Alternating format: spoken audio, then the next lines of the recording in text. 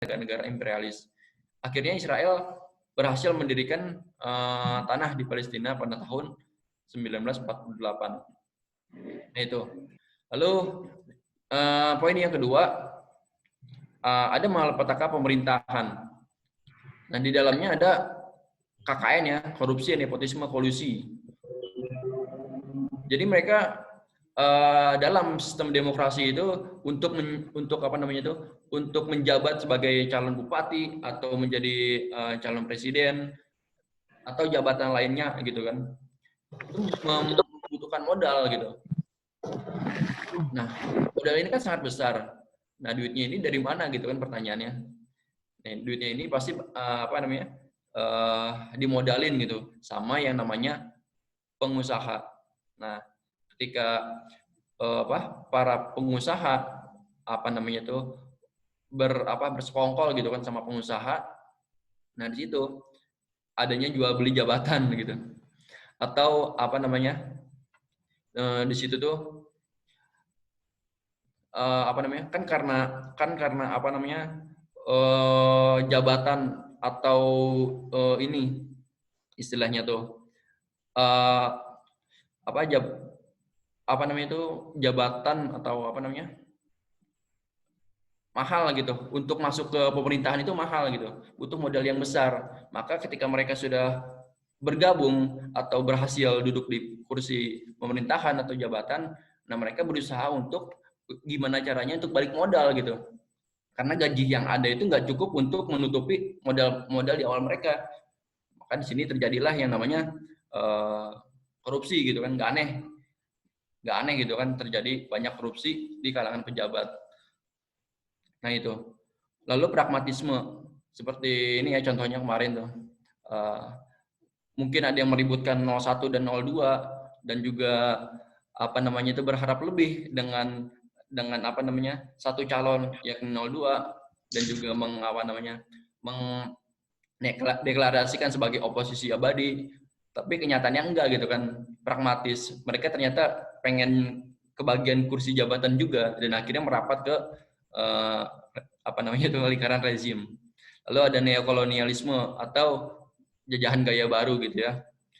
Jajahan gaya baru itu bisa dengan apa namanya hukum dan undang-undang dan juga ekonomi, terutama utang gitu ya. Indonesia sekarang utangnya berapa tuh?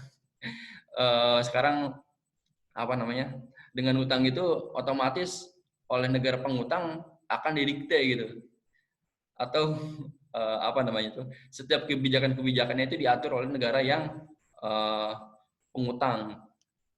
Lalu ada sekularisasi pemerintahan. Jadi memang pemerintahan ini nggak ada atau apa ya, nggak boleh ada yang mengkaitkan kebijakan-kebijakan dengan syariat Islam.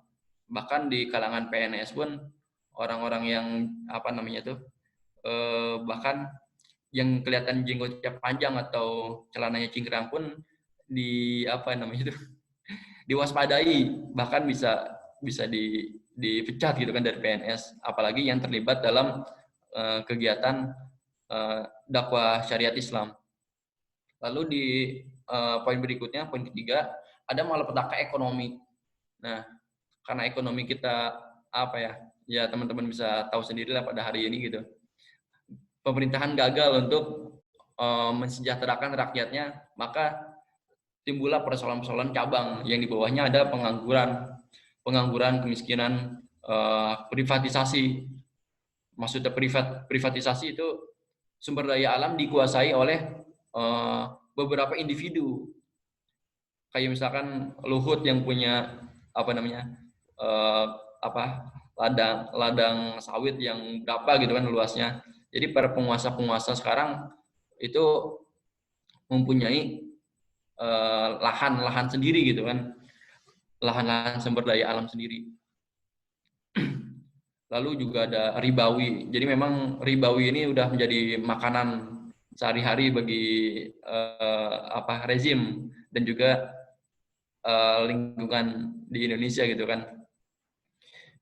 Sekarang utang Indonesia makin menumpuk gitu. Lalu eksploitasi, penjajahan, hutang, materialisme dan juga asas manfaat. Jadi apapun apapun yang bisa menghasilkan profit itu akan dimanfaatkan oleh rezim gitu kan. Walaupun itu melanggar hukum syara dalam Islam. Jadi karena asasnya manfaat dan itu menghasilkan uang, menghasilkan profit, yaitu diambil atau dihajar gitu kan. Yang penting menghasilkan profit. Enggak, asasnya manfaat gitu kan, bukan halal haram. Lalu poin berikutnya ada poin keempat ya, malapetaka hukum dan peradilan. Ada penerapan sistem hukum kufur, warisan penjajah dalam peradilan. Jadi apa namanya? Hukum ini tersekularisasi gitu. Jadi hukum-hukum yang ada saat ini ya paling hanya menyangkut, kalau misalkan yang terkait dengan Islam ya, hanya menyangkut hukum-hukum individu pernikahan gitu kan, apalagi itu. Pokoknya yang terkait dengan individu gitu, itu masih apa namanya, berkaitan dengan hukum-hukum Islam. Tapi ketika menyangkut dengan hukum-hukum apa namanya tuh, hukum-hukum lain gitu kan, apalagi sosial, budaya dan juga bernegara, itu menggunakan hukum warisan penjajah gitu. Lalu pertentangan terhadap syariat Islam. Jadi syariat Islam lama-lama dikebiri gitu kan. Jangan sampai syariat Islam ini bisa masuk ke lingkungan pemerintahan, apalagi syariat-syariat yang itu mengatur hukum-hukum publik gitu. Lalu hukum-hukum ini karena memang dibuat oleh penjajah gitu kan, warisan penjajah, hukum ini memihak kepada para kapital ya, otomatis gitu. Lalu ada kriminalisasi ajaran Islam. Tahu sendiri ya, ketika kita mendakwahkan syariat Islam, contohnya misalkan haram untuk pilih pemimpin kafir, atau haram untuk apa namanya, menerapkan riba gitu kan, itu malah berbalik kepada Islam gitu kan. Maksudnya malah ajaran Islam ini dikriminalisasi, dikebiri gitu. Lanjut ke poin berikutnya gitu ya, malapetaka di bidang pendidikan. Next. Nah, malapetaka di bidang pendidikan, adanya kurikulum dan sistem pendidikan yang mengacu kepada falsafah sekularisme, lalu lahirnya generasi-generasi sekularistik. Jadi sekularisasi pendidikan di Indonesia itu sejarahnya berawal dari Snooker Grow-nya ya. Snooker Grow-nya yaitu orientalis dari Belanda gitu kan. Menyimpangkan ajaran-ajaran Islam, mengarah kepada ajaran-ajaran sekuler. Misalkan Islam ini kan memang sampai ke Indonesia pada dengan cara dakwah gitu kan, dakwah dan jihad. Tapi di dalam buku kurikulum itu dijelaskan bahwa Islam ini masuk dengan perdagangan dan juga oleh pedagang India gitu kan. Jadi unsur-unsur dakwah dan jihadnya itu diselewengkan gitu kan. Jadi seolah-olah Islam itu tidak disebarkan dengan metode dakwah dan jihad, tapi dengan cara lain yang itu mungkin lebih aman dan halus bagi para para imperialis. Lalu ada kapitalisasi pendidikan ya. Maksudnya kapitalisasi pendidikan gitu. Jadi pendidikan ini dibuat profit atau dibuat bisnis. Kalau di dalam Islam, pendidikan itu kan memang dijamin ya oleh pemerintah gitu kan. Jadi semuanya dijamin memiliki jenjang karir dalam pendidikan, bahkan gratis gitu. Tapi di sistem pada hari ini, kapitalisme demokrasi itu enggak gitu kan. Jadi kita kalau misalkan pengen kuliah atau pengen sekolah tinggi ya harus bayar gitu. Bahkan dengan biaya yang ya nggak kecil, mahal gitu kan. Nah itu. Jadi makanya sulit gitu bagi kita yang pengen pengen kuliah gitu kan, harus kerja dulu atau ngumpulin duit dulu atau gimana gitu. Lanjut ke apa namanya, malapetaka selanjutnya, yaitu malapetaka pemikiran.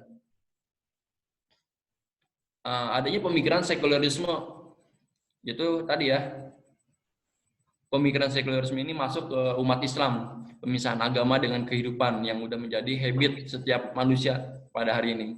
Jadi ya agama hanya bisa mengatur ini aja.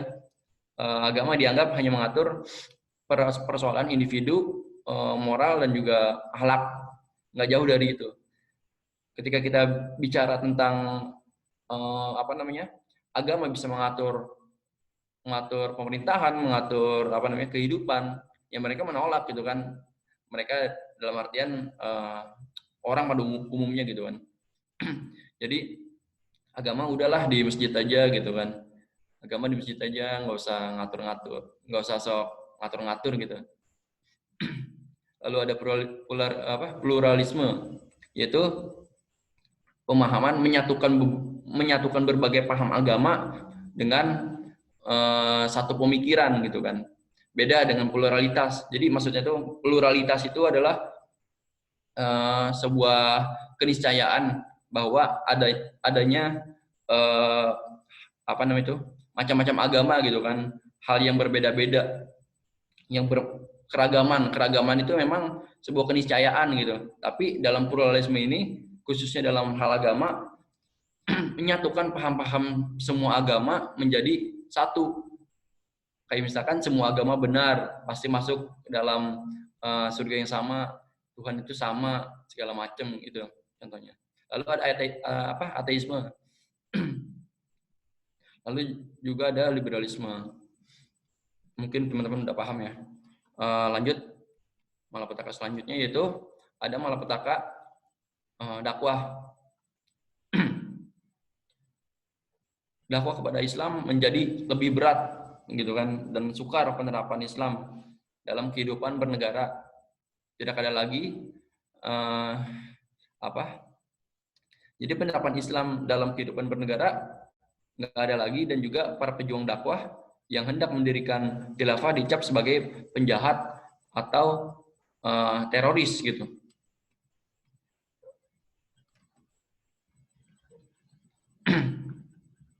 Tadi masih di ini ya, malapetaka dakwah. Jadi untuk para pengemban dakwah khususnya gitu, ketika mereka berdakwah mendakwahkan syariat Islam, ya pasti bakal berbentrokan dengan khususnya masyarakat umum dan juga apalagi pemerintahan gitu kan.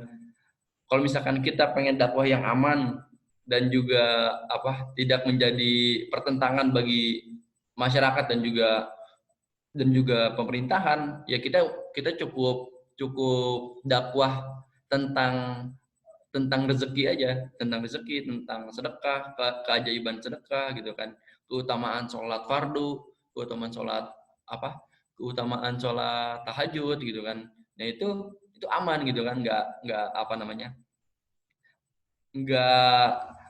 beresiko untuk ditentang oleh rezim. Itu dakwah yang aman. Tapi kalau misalkan teman-teman mendakwahkan syariat Islam, kayak misalkan terapkan hukum jihad gitu kan, terus pendidikan Islam, ekonomi Islam, syariat Islam, terus juga pemerintahan dalam Islam, itu akan mendapatkan pertentangan gitu kan oleh para rezim.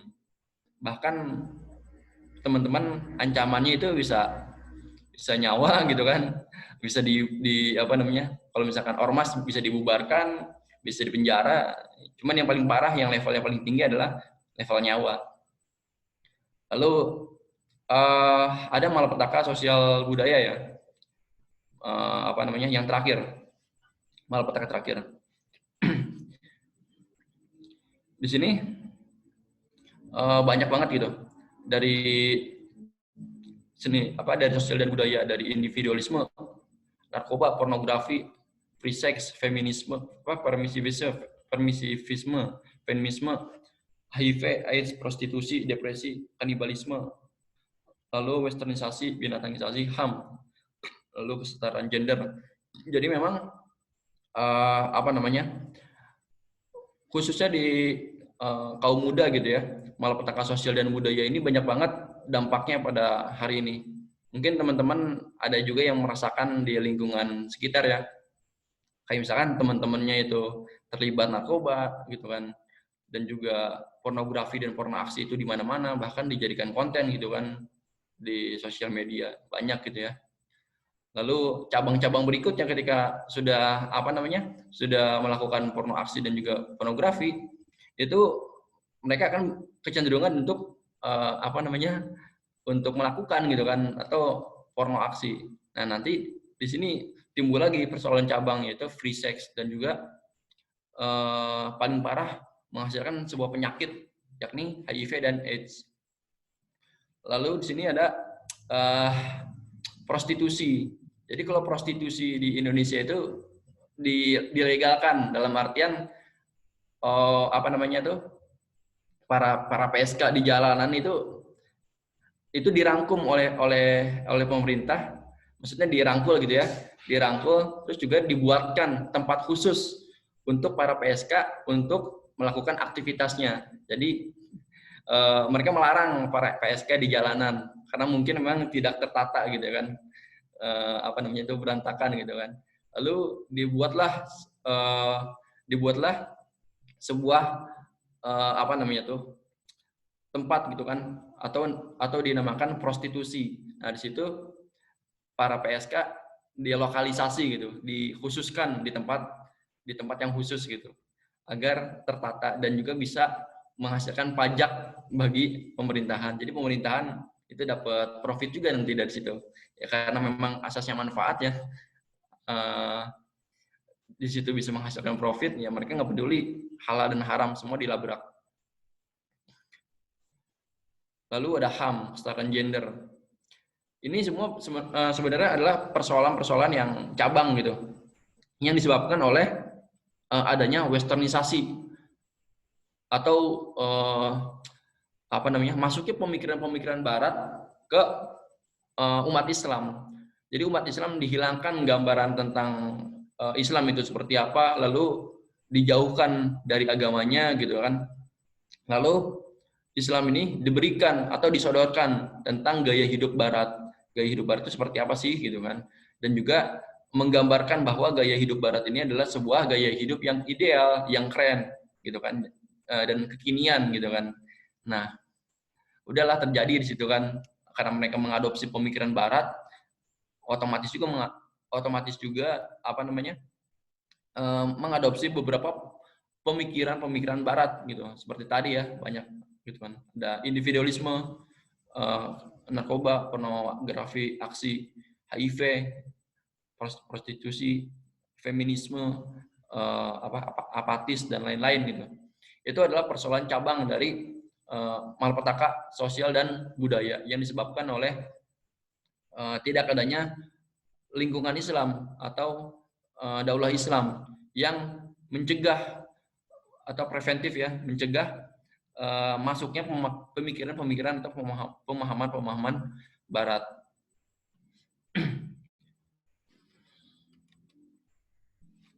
Nah itu. Nah demikianlah uraian singkatnya tentang beberapa malapetaka yang muncul akibat hancurnya khilafah. Jadi yang disebutkan itu hanyalah sebuah contoh yang sebenarnya itu adalah sebuah contoh gitu. Yang sebenarnya ada jutaan malapetaka yang terjadi. Namun contoh yang sedikit ini sesungguhnya lebih dari cukup untuk menyadarkan kita akan besarnya malapetaka yang menimpa umat Islam. Betapa besarnya dosa kita di hadapan Allah Subhanahu wa taala bila kita hidup tanpa memperjuangkan khilafah. Maka benarlah sabda Rasulullah Shallallahu alaihi wasallam, yang barang siapa yang mati sedangkan di lehernya tidak ada baiat kepada khalifah, maka dia dalam keadaan mati gitu atau jahiliyah. Jadi memang di sini artinya Islam tidak hidup dalam habitatnya, lingkungannya. Seperti ikan gitu kan. Ikan itu hidup di air. Tapi ketika ikan itu hidup di daratan, mereka nggak akan bisa hidup. Itu contoh lah sedikit gambaran ketika Islam tidak ada dalam lingkungannya. Jadi lingkungan kapitalisme atau habitat kapitalisme demokrasi ini bukanlah lingkungan Islam gitu. Karena Islam itu hidup ketika syariat Islam semua diterapkan. Nah, syariat Islam ini muncul ketika adanya daulah Islam. Jadi memang harus adanya daulah Islam atau institusi Islam agar semua syariat Islam ini itu bisa diterapkan dari berbagai aspek, dari pemerintahan, ekonomi, pendidikan, politik, hukum dan HAM gitu kan. Nah, itu semua bisa diterapkan jika ada institusi syariat Islam.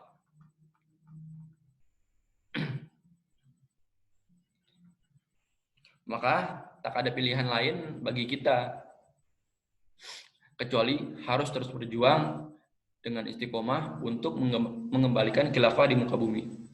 Kita harus terus berjuang betapapun beratnya upaya itu, betapapun banyaknya waktu yang diperlukan, dan betapapun besarnya pengorbanan yang harus dikeluarkan. Tak ada waktu lagi untuk menimbang-nimbang, sebab pilihannya telah jelas. Kehinaan di dunia dan di akhirat, akibat diinjak-injak sistem kufur seperti sekarang ini. Ataukah berjuang demi kemuliaan dan kemenangan di bawah naungan khilafah. Walaupun untuk itu darah harus tertumpah. Mungkin itu ya awalan dari saya. Terima kasih. Kurang lebihnya mohon maaf. Wallahu a'lam bishawab.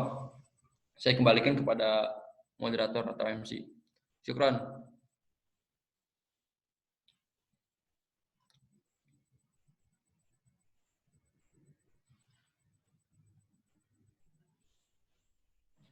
Oke, syukran Bang Waltur. Semoga pemaparan materi tadi, disimpulkan pemaparan materi tadi dan membahas tentang tema dengan tema malapetaka penerapan sistem kapitalis. Itu kapitalis tegak atas dasar pemisahan agama dengan kehidupan ataupun sekularisme.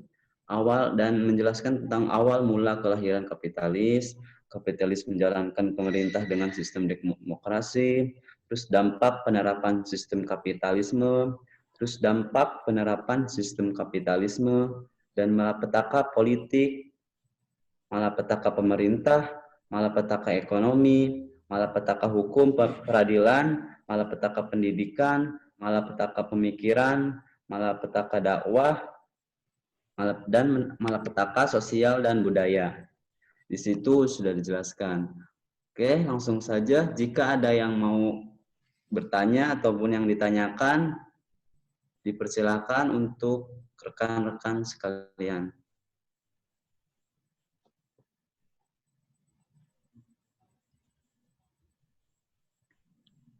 Apa ada yang ditanyakan?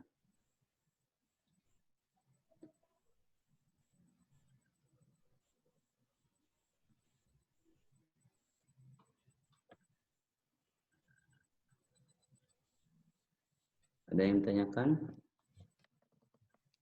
Oke.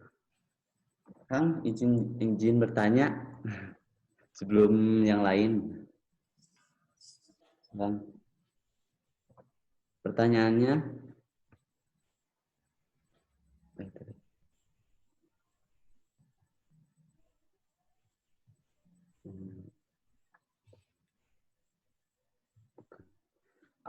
Apa itu? Contoh dari neokolonialisme itu seperti apa sih, Kang? Ya, baik ya. Langsung aja saya jawab ya. Ya. Jadi contoh dari neokolonialisme artinya adalah jajahan gaya baru, ya kan ya. Nah, sebelumnya penjajahan itu identik dengan fisik atau militer. Fisik atau militer. Cuman memang terkait hal ini Barat gitu ya. Barat menjajah Islam itu sebelumnya dengan militer gitu kan, dengan penjajahan fisik. Tapi mereka kesini-sini paham gitu bahwa menjajah dengan militer itu membutuhkan banyak banyak dana gitu kan, atau banyak logistik. Maka dari itu mereka kembali mendiagnosis gitu, mendiagnosa. Karena jadi tuh Islam ini walaupun digempur dengan militer, tapi mereka tetap berpegang teguh kepada syariat Islam, tetap berpegang teguh kepada akidahnya gitu. Nah, mereka kan mendiagnosis nih, ternyata yang menjadi akar masalahnya itu adalah bagi Islam itu mereka berpegang teguh pada akidahnya, yaitu As-Sunnah dan juga Al-Quran. Maka dari itu mereka dijauhkan dari agama mereka, agama Islam gitu kan, dijauhkan dari Al-Quran dan juga As-Sunnah. Lalu ketika umat Islam dijauhkan dengan Al-Quran dan juga As-Sunnah, mereka memasukkan pemikiran-pemikiran Barat gitu, terkait tadi ya, sekularisasi, individualisme, feminisme, pokoknya macam-macam pemikiran Barat. Jadi dihilangkan tuh gambaran-gambaran tentang Islam. Jadi dimasukkan pemikiran-pemikiran Barat dan itu digambarkan sebagai gaya hidup yang ideal. Jadi Barat ini udah orientasinya udah beda lagi nih, nggak menjajah lewat Barat gitu, nggak menjajah lewat fisik, tapi menjajah lewat pemikiran gitu kan, gaya hidup gitu. Jadi intinya memang neokolonialisme ini adalah sebuah jajahan gaya baru yang sebelumnya menggunakan militer, sekarang bisa menggunakan gaya hidup, pemikiran, dan juga ekonomi. Kalau gaya hidup dan juga pemikiran ini bentuk jajahan yang paling murah gitu kan, jajahan yang paling murah dari jajahan militer, karena tidak membutuhkan banyak tenaga dan juga materi gitu, cukup mengkampanyekan atau mempropagandakan paham-paham mereka gitu secara global, lalu dimasukkannya kepada pemikiran umat Islam. Lalu ada jajahan gaya baru dengan metode ekonomi. Jadi ekonomi kita dijajah gitu kan. Kayak contohnya misalkan sumber daya alam kita itu kan di awal-awal memang dikeruk gitu kan, dikeruk oleh para kapitalis, para kapital yang itu yang memihak kepada imperialis Barat gitu ya. Lalu Indonesia butuh uang gitu kan, butuh pinjaman, lalu dipinjam itu Indonesia diberikan pinjaman oleh negara-negara penghutang. Kayak misalkan contohnya ke Indonesia berhutang ke IMF, terus juga ke Barat gitu kan. Lalu di timur Indonesia berhutang kepada Cina gitu kan misalkan. Nah, dampaknya apa? Di sini dampaknya kan karena karena utang itu kan terus menambah bunga ya. Indonesia nggak mampu bayar utang gitu. Terus bunganya terus naik gitu kan. Ya lama kelamaan nggak sanggup bayar gitu istilahnya. Nggak sanggup bayar. Lalu gimana cara bayarnya? Kalau nggak jual sumber daya alam gitu kan, dikuasai oleh individu yang itu pro kepada para kapital atau pengutang. Kalau nggak menjual pulau gitu kan, atau bisa menjual apalagi ya, pokoknya itulah salah satu contohnya. Kalau misalkan Indonesia itu ekonominya dijajah gitu kan, dijajah dengan ekonomi, itu bisa dibayar dengan tadi, dengan sumber daya alam, pulau, ataupun infrastruktur gitu kan. Ya, jadi itulah intinya jajahan gaya baru. Kolonialisme adalah jajahan gaya baru, bisa melewat ekonomi ataupun gaya hidup dan juga pemikiran. Oh ya, satu lagi tadi ya, ekonomi. Jadi implikasinya atau dampaknya itu salah satunya ketika Indonesia tidak mampu membayar hutang, maka dibuatlah kebijakan-kebijakan yang itu menguntungkan negara pengutang gitu. Jadi Indonesia didikte oleh negara pengutangnya karena memang tadi tidak sanggup membayar hutang. Jadi didikte. Jadi nggak ada kedaulatan lagi gitu. Itu sih intinya, Kang. Semoga bisa di apa? Kalau dalam teknologi gimana? Kenapa? Dalam teknologi kan ekonomi, terus dalam teknologi apakah ada gitu? Kalau dalam teknologi gini ya, kan teknologi itu masuk ke sains dan ilmu teknologi gitu. Itu kan hal yang umum dan juga dipraktekkan wajib gitu kan, bukan wajib sih. Jadi memang harus negara-negara khususnya Indonesia itu ya wajib ngikutin tren dari kemajuan teknologi gitu. Kalau enggak ya paling nanti terlibas atau ketinggalan zaman gitu ya. Dan teknologi ini pun membantu pendidikan dan juga perekonomian secara individu juga gitu kan. Cuman tadi gitu teknologi ini kan saingannya antara dua gitu kan, antara timur dan juga barat. Jadi mereka sendiri yang negara-negara itu memproduksi secara besar-besaran gitu. Dan Indonesia karena Indonesia tidak bisa bersaing gitu ya, tidak bisa menciptakan produk-produk sendiri gitu. Ya mereka hanya menjadi pasar aja gitu kan. Ya.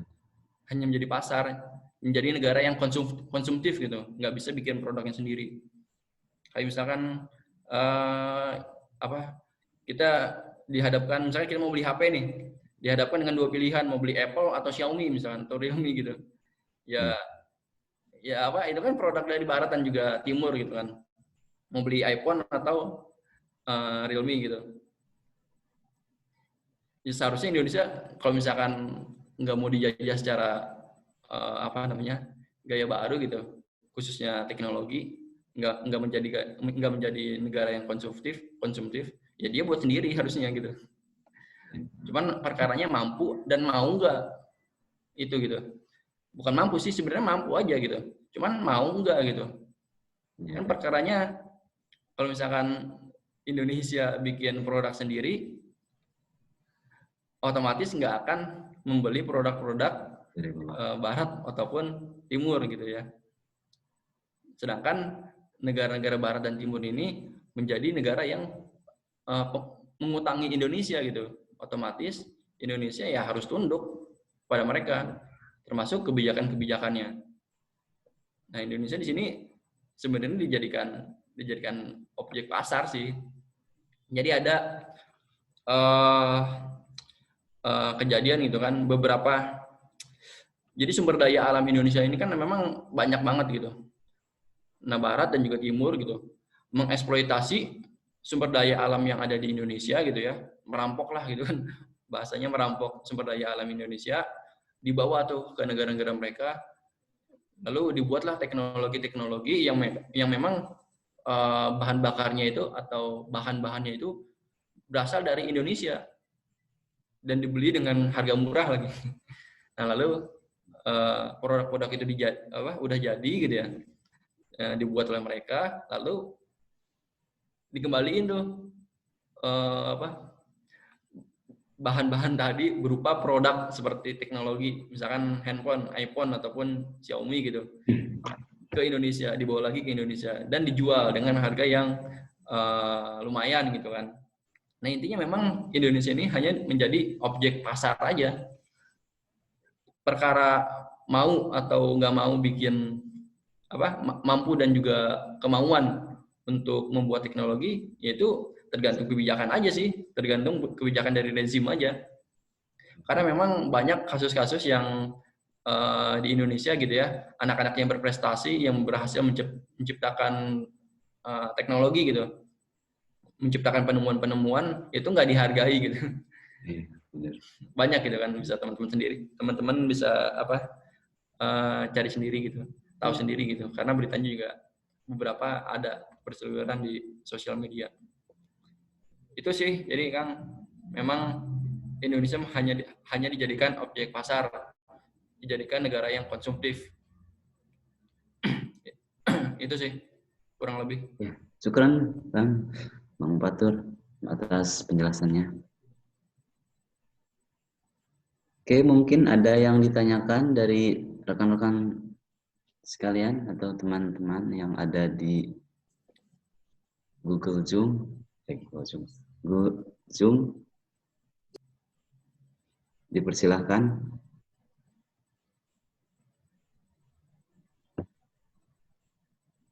Dari Kak Maulana Jidan atau ada yang tanyakan. Nur Indah Yani, Indriani, Sarah Fauzia, Dede Rosana. Silakan. Assalamualaikum Pak Ustadz. Izin bertanya mengenai masalah ya dari segi pemerintahan gitu. Sekarang banyak apa masukan-masukan, apalagi masalah agama gitu kayak diadu dombakan. Jadi kita sebagai umat Muslim gitu, yang awam maksudnya ya yang lemah untuk menghadapi, untuk mencegah peristiwa kayak gitu itu gimana Pak Ustadz untuk mencegahnya? Karena saya pribadi melihat dari apa peristiwa tersebut itu rasanya gimana gitu, pengen melakukan tapi kita itu tidak ada apa-apa gitu, karena kita itu ya orang yang lemah gitu. Jadi tolonglah masukannya gitu, tanggapannya. Terima kasih Pak Ustadz. Baik, ini langsung dijawab atau gimana Kang? Jawab aja Kak. Langsung ya. Boleh langsung aja. Oke.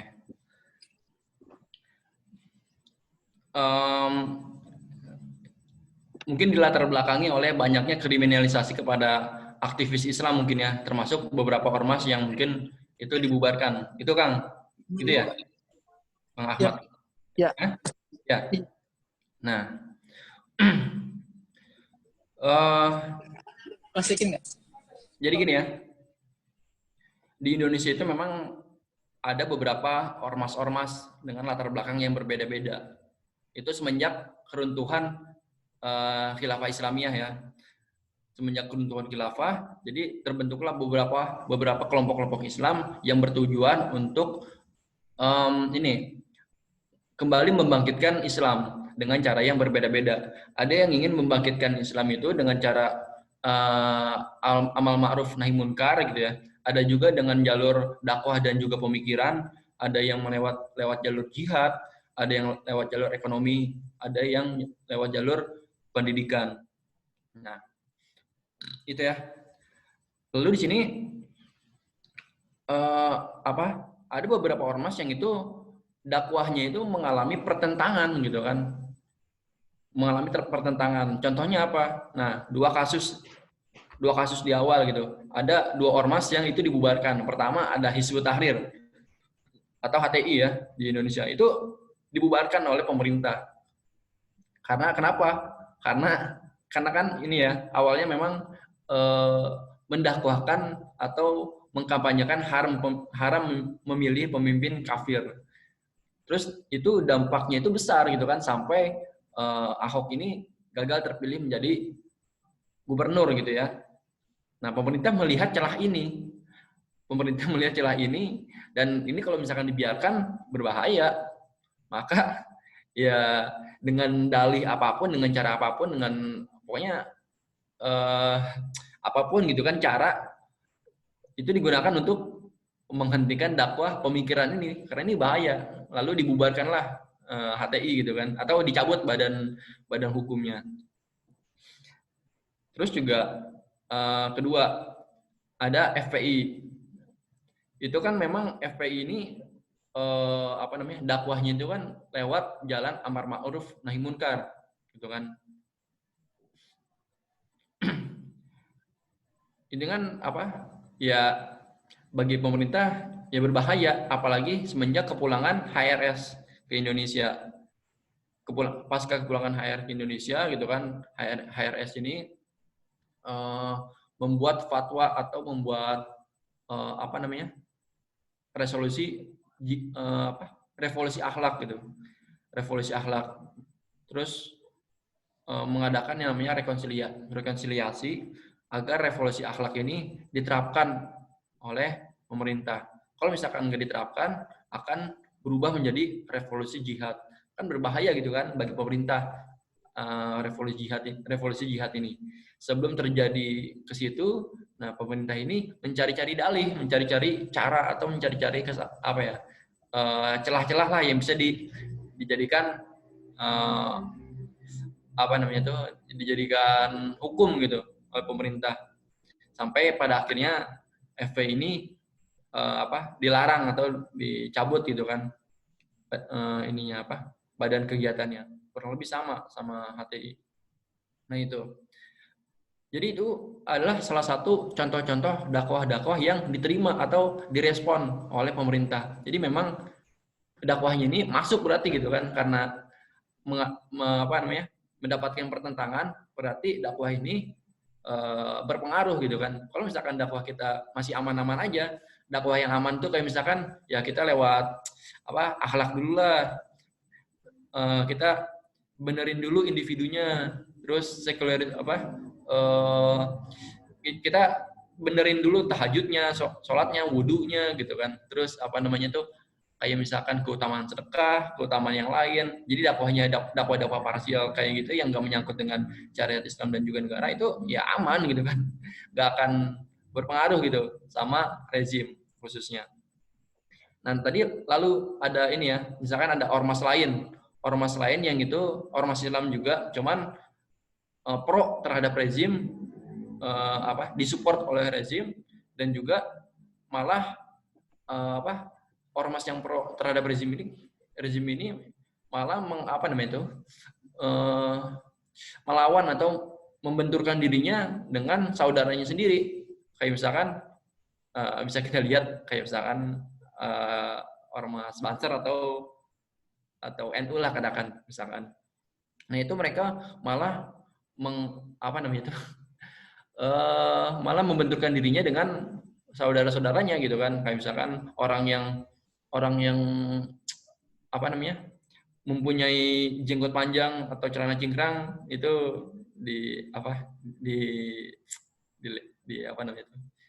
diledek lah katakan. Terus juga apalagi tentang syariat Islam gitu dalam lingkungan negara, kayak misalkan lu ngapain dakwah gitu kan, dakwah tentang syariat Islam. Kita ini negara Pancasila, negara demokrasi, ngapain dengan pakai syariat Islam, udah mending keluar aja dari Indonesia gitu kan. Itu kan salah satu contoh umat Islam yang pemikirannya sudah dimasuki oleh pemikiran Barat dan juga disupport gitu kan, apalagi disupport dengan dana. Nah ini sebenarnya mereka adalah saudara kita juga, cuman tadi terjadinya pecah belah atau divide et impera atau politik belah bambu, yang satu diinjak, yang satu diangkat. Ngerti ya maksudnya? Misalkan yang diinjak itu ormas-ormas yang dibubarkan, yang diangkat itu tadi yang pro terhadap rezim gitu. Jadi membiarkan mereka itu berseteru aja di bidang itu, sehingga mereka lupa bahwa musuh atau persoalan sebenarnya adalah tadi diterapkannya kapitalisme dan juga penjajahan neokolonialisme oleh imperialisme Barat gitu kan. Itu.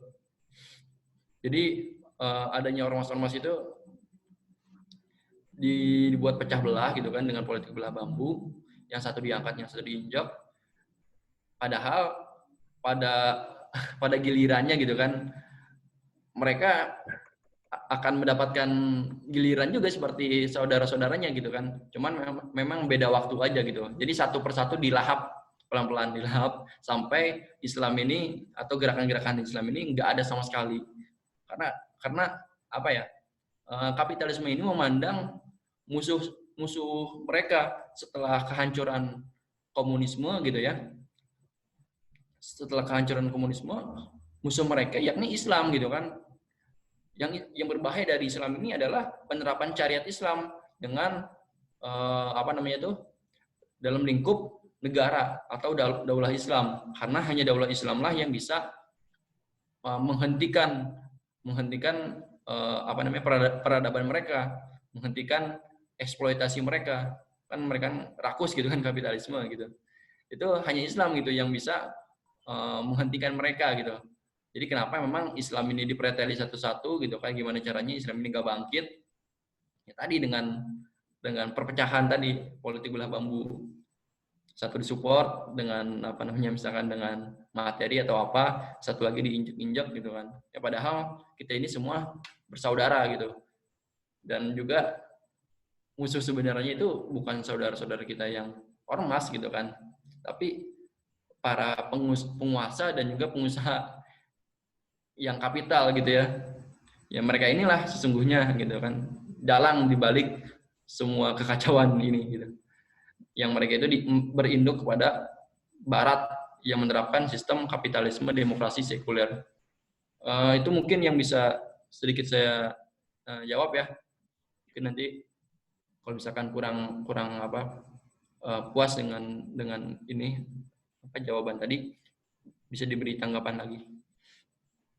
Syukran. Itu mungkin Kang.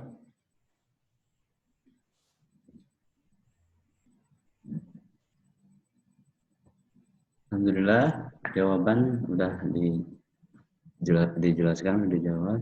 Apa ada yang bertanya lagi dari Kak Yanuar? Iya Kang, izin bertanya. Ya. Kita, Masya Allah ya kan, kita tahu gitu bagaimana luar biasanya malapetaka yang dijelaskan Kang Fatur tadi gitu. Jadi solusinya itu berdirinya daulah Islam gitu untuk menghilangkan malapetaka yang ada saat ini gitu. Solusinya jadi khilafah ya kan, seperti apa yang didakwahkan oleh HT gitu yang udah dibubarkan. Dan tadi Kang Fatur sempat bilang HT itu dibubarkan karena mendakwahkan haramnya memilih pemimpin kafir. Dan kita tahu pemerintah selain membubarkan karena itu, pemerintah membubarkan karena beralasan HT ini ideologinya beda gitu sama Indonesia. Pemerintah mengatakan bahwa HT ini nggak sesuai Pancasila gitu.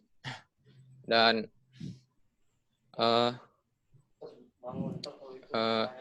kita yang jadi pertanyaan aneh, kalau kita mendakwahkan khilafah, khilafah di masa siapa yang kita jadikan contoh gitu Kang? Karena kita tahu setelah berakhirnya masa kepemimpinan Khulafaur Rasyidin itu, kepemimpinan Islam atau khilafah Islamiyah itu berubah menjadi sistemnya monarki gitu, kerajaan. Bukan lagi berdasarkan dipimpin oleh orang yang berkualitas seperti zaman Khulafaur Rasyidin, bagaimana Abu Bakar, bagaimana Umar menggantikan Abu Bakar, dilanjutkan dengan Utsman, dilanjutkan dengan Ali gitu. Nah, setelah itu kan masa Bani Umayyah, Bani Abbasiyah itu sistemnya kerajaan gitu, di mana kepemimpinan ini diteruskan oleh keluarganya, oleh anaknya, keponakannya, makanya disebut Bani Umayyah, Bani Abbasiyah gitu. Jadi pertanyaannya, khilafah di zaman siapa yang kita jadikan contoh buat dakwah khilafah ini? Kalau kita pakai contoh khilafah setelah zaman Khulafaur Rasyidin ini, mungkin itu kurang tepat jadinya, karena nanti dikiranya kalau kita dakwah ini khilafah, nanti Indonesia jadi sistem kerajaan dong. Gitu sih Kang. Gimana menurut Kang Fatur? Terima kasih. Ya, baik. Syukron atas pertanyaannya. Jadi dakwah seperti apa atau khilafah seperti apa gitu kan yang bisa dijadikan contoh dan dijadikan hukum gitu kan, dijadikan hukum bagi kita untuk berkiblat kepada sistem khilafah atau syariat Islam seperti apa yang ideal yang bisa kita jadikan pedoman atau hukum. Iya, ya zamannya Nabi gitu kan. Zamannya Nabi dan juga para sahabat gitu kan. Itu kan yang bisa dijadikan hukum, yang bisa dijadikan contoh ideal gitu. Kalau misalkan Bani Umayyah gitu kan sampai Utsmani itu memang kerajaan yang menggigit gitu kan. Kerajaan yang menggigit yang memang tidak bisa dijadikan hukum. Contoh role model yang ideal sistem syariat Islam atau khilafah Islamiyah. Jadi yang memang yang bisa dijadikan contoh itu hanya kekhilafahan yang dipimpin oleh Nabi Muhammad SAW dan juga para sahabat gitu kan. Dan kalau misalkan kita belajar tentang sejarah khilafah Islam, syariat Islam, itu sebaiknya ya kita itu mempelajari secara mendalam itu ya sejarahnya khilafah Nabi Muhammad SAW dan juga para sahabat, karena itu bisa dijadikan pedoman dan juga hukum gitu. Kalau misalkan kita mempelajari sejarah Utsmani dan juga Ibnu Abbas dan juga Umayyah, itu hanya bisa dijadikan cerita-cerita aja gitu kan, nggak bisa dijadikan hukum gitu, karena memang penerapannya itu nggak sempurna gitu. Jadi kalau saya sendiri nggak terlalu memperdalam sejarah Utsmani, Umayyah dan juga Abbasiyah, lebih memperdalam sejarah syariat Islam pertama kali ditegakkan oleh para sahabat dan juga Nabi. Karena memang tadi hukum-hukum penerapannya bisa dijadikan pedoman dan juga hukum. Itulah gambaran khilafah yang ideal gitu kan, sesuai dengan tuntunan Nabi. Mungkin itu sedikit yang bisa saya tanggapi ya atau jawab. Kalau misalkan memang ada tanggapan, sok enggak.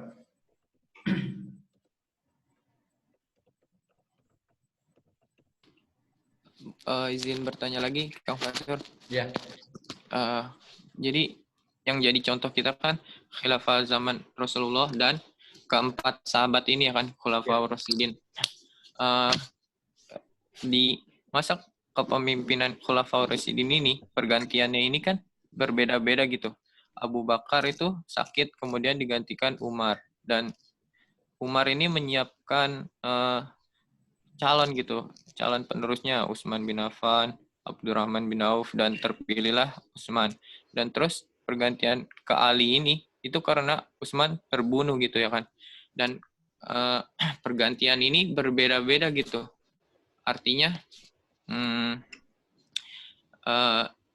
kalau kita terapkan gitu di Indonesia, kita cara memilih khilafahnya itu seperti apa gitu, apa dengan cara disiapkan seperti Utsman gitu terus kemudian dipilih, atau dipilih secara sepihak oleh siapa, masih berbeda-beda ya kan jadinya. Gimana menurut Kang Fatur? Ya, jadi salah satu yang bisa dijadikan hukum adalah ijma sahabat ya, ijma sahabat. Dan pendapat ini pun bisa menjadi hujah gitu. Tapi tergantung juga kasusnya seperti apa sih detailnya gitu kan. Kayak misalkan jadi ketika ketika misalkan Rasulullah wafat itu kan, ini mana yang harus didahulukan gitu kan. apakah harus menunggu menunggu khalifah, menunggu pergantian khalifah gitu kan, atau harus dikubur dulu gitu. Ini kan ada beberapa pertentangan misalkan, menjadi perdebatan gitu kan, dan akhirnya jasad Rasulullah itu ditunda dulu untuk dikubur gitu. Lalu lebih memilih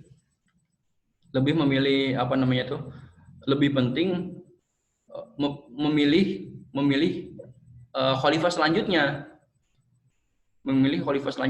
karena memang perkara itu yang lebih penting gitu kan. Dan setelah itu baru ketika khalifah itu sudah terpilih, khalifah selanjutnya sudah terpilih, jasad Rasulullah baru dimakamkan. Nah memang sebenarnya kan dalam lingkupnya itu zaman Nabi Muhammad ya, penerapan syariat Islam yang dipimpin oleh Nabi Muhammad. Lalu para sahabat gitu kan, para sahabat tadi. Nah itu ketika sudah dipimpin oleh Utsmani dan juga dipimpin oleh Umayyah dan juga Utsmani itu terhenti gitu kan, karena memang ada beberapa penyelewengan penerapan Islam yang itu nggak sempurna gitu kan, dan monarki. Jadi tadi sih pokoknya hukumnya itu berkiblat kepada penerapan Islam yang memang dicontohkan oleh Nabi Muhammad dan juga para sahabat. Mungkin untuk detail hukum seperti apanya gitu ya, itu gimana konteksnya gitu. Karena memang itu secara merangkum gitu kan, ada beberapa kasus-kasus yang berbeda-beda di di dalam syariat Islam yang diterapkan oleh Khulafaur Rasyidin gitu. Jadi misalkan ada kasus yang itu dialami oleh Umar tapi tidak dialami oleh Abu Bakar gitu kan. Nah itu seperti itu sih. Intinya memang berkiblatkan dengan dengan Nabi dan juga para sahabat. Secara umumnya ya. Untuk secara detailnya mungkin nanti bisa bisa dijelaskan atau dibahas di lain waktu gitu. Karena memang terlalu detail untuk bahas ke situ. Baik Kang, syukran atas jawabannya. Ya, syukran ya. Iya. Alhamdulillah, syukran kepada penanya sama jawabannya. Oke. Alhamdulillah, sekarang sudah jam 7 kurang. Oke, langsung saja. Mungkin tanya jawab sudah saya tutup. Pertanyaan yang sudah saya tutup. Oke, menginjak acara terakhir yaitu penutupan ataupun doa. Oke, langsung saja kita tutup dengan membacakan Alhamdulillahirabbil alamin. Alhamdulillahirabbil alamin. Doa kifatul majlis. Subhanaka Allahumma wa bihamdika asyhadu an la ilaha illa anta astaghfiruka wa atubu ilaik. Terima kasih atas pemateri dari Bang Muhammad Batur atas materinya sudah menyampaikan. Kurang lebihnya mohon maaf, saya undur diri. Assalamualaikum warahmatullahi wabarakatuh. Waalaikumsalam warahmatullahi wabarakatuh.